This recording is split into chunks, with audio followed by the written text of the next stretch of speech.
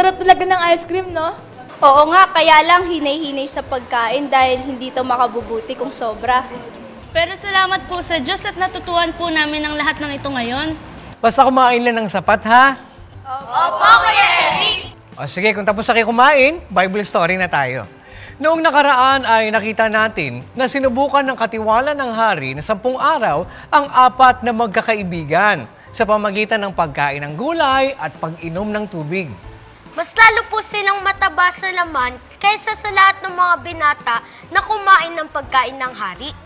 Oo, at nasampungan nga sila ng hari na 10 beses silang mainam at mahusay kaysa sa lahat ng mahiko at inkantador na nasa kaharian ng Babylonia dahil binigyan sila ng Panginoon ng kaloob ng kaalaman at katalinuhan sa lahat ng turo at karunungan. Pero pagkatapos ng mga pangyayaring iyon, mayroong nangyaring sumapit sa hari ng Babylonia. Ito, basahin natin ang nakasulat sa aklat ng Daniel sa 2:1 hanggang 13.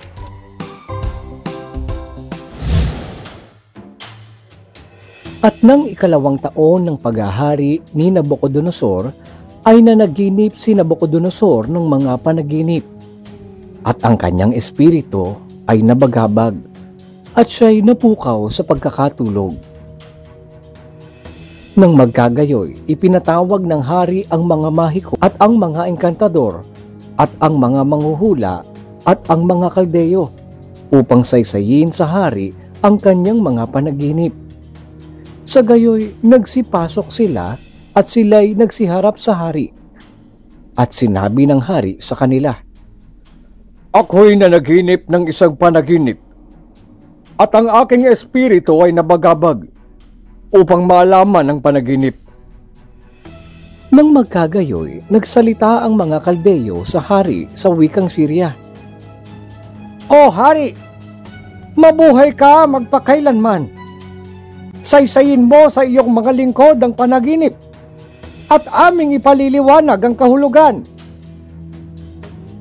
"Ang bagay ay nawala sa akin.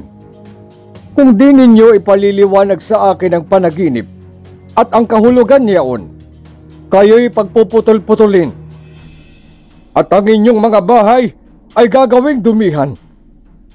Ngunit kung inyong ipaliwanag ang panaginip at ang kahulugan niyaon, kayo'y magsisitanggap sa akin ng mga kaloob at mga kagantihan at dakilang karangalan.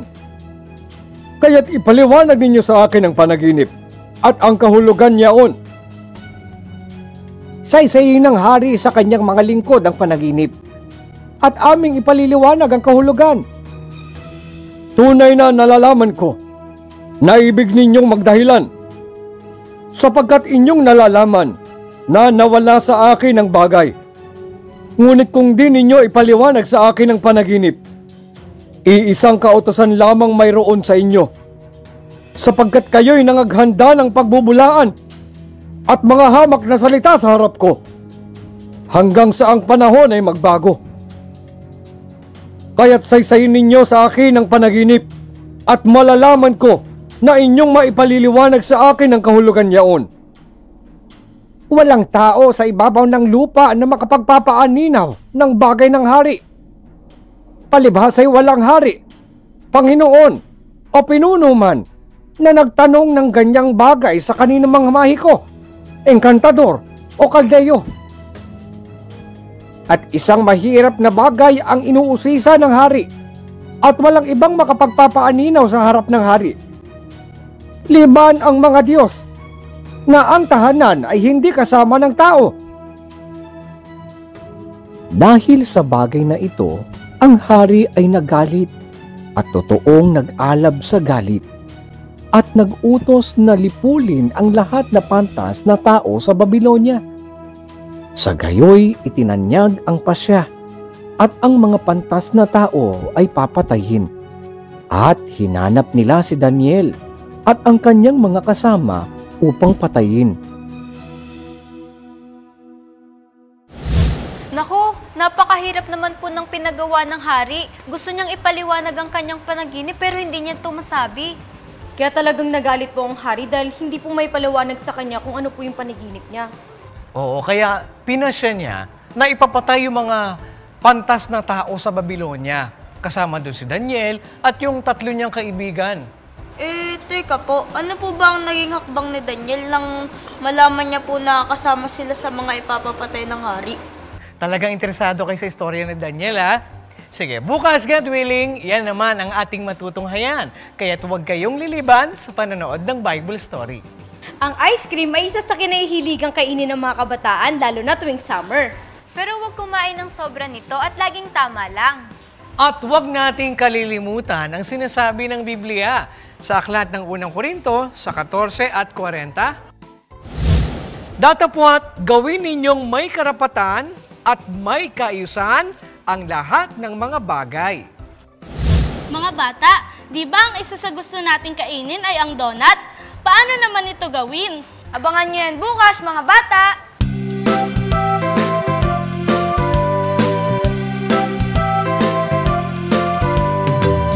Lunti ang kapaligiran, okay gandang pagmasdan.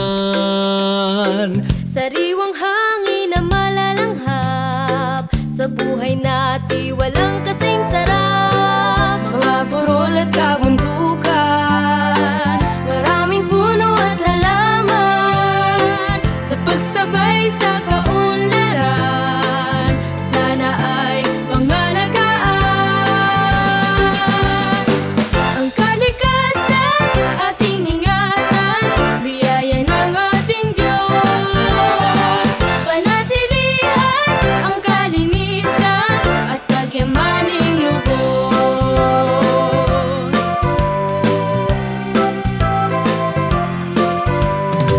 Sa dagat ay maraming yaman, sa mga tao'y kabuhayan.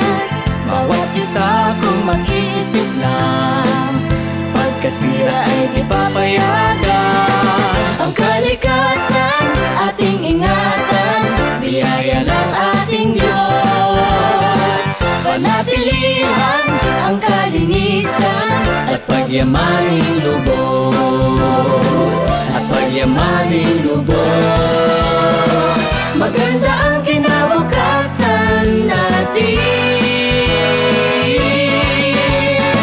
Ang kalikasan ating ingatan, biyaya ng ating Diyos.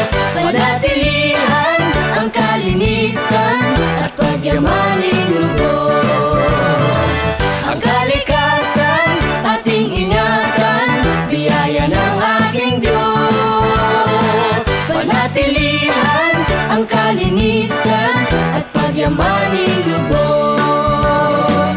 At pagyamaning lubos. Biyaya ng ating Diyos. Biyaya ng ating Diyos.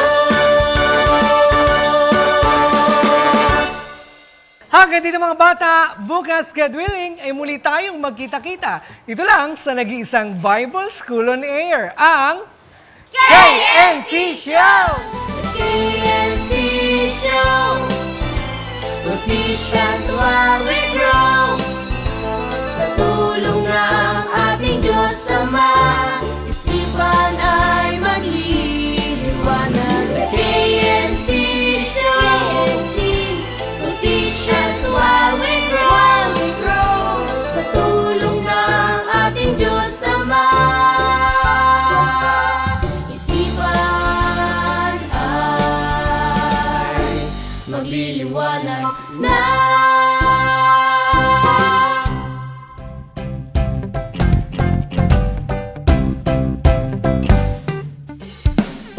To at laging wasto lang para may... Wasto lang? Anong wasto? Chinese ka? Mas lalo po silang mataba sa laman kaysa sa lahat po ng mga binata na kumain sa hari. Nakumain. Kinain ng hari? Oo nga, kaya lang hinay-hinay sa pagkain. Naku naman, dahil-dahil.